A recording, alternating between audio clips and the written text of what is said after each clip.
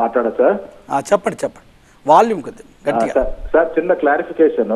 Recent గా అమిత్ షా గారి morphing విషయంలో అదే మన ఈ రిజర్వేషన్స్ దాని గురించి అని చెప్పి మార్ఫింగ్ వీడియో ఒకటి రిలీజ్ అయింది కదా.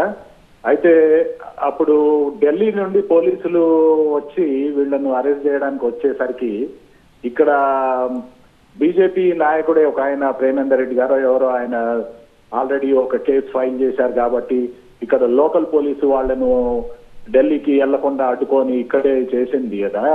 ఆ విషయంలో ఏమైనా అంటే ఈ ప్రేమేందర్ రెడ్డి గారు ఏమన్నా హెల్ప్ చేసినట్ట వాళ్ళకి, అంటే కాంగ్రెస్ గవర్నమెంట్ లో వీళ్లకు అంటే అరెస్ట్ కాకుండా ఢిల్లీ పోలీసులకి సరెండర్ చేయకుండా ఏమన్నా చేశారా?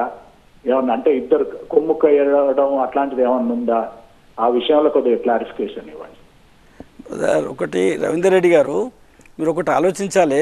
భారతీయ జనతా పార్టీ ఎప్పుడైనా కాంగ్రెస్ పార్టీతో కలుస్తుందా? కాంగ్రెస్ పార్టీతో ఏనాడైనా కలిసి ఉందా?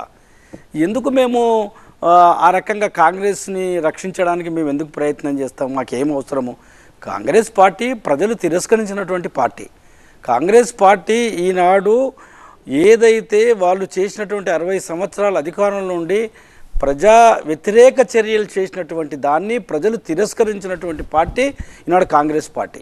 కాంగ్రెస్ వాళ్ళు చేసినటువంటి దాని మీద ఢిల్లీ పోలీసులు నోటీస్ ఇచ్చారు. అరెస్ట్ చేయడానికి రాలే, దయచేసి అర్థం చేసుకోండి. వాళ్ళు నోటీస్ ఇవ్వడానికి వచ్చారు.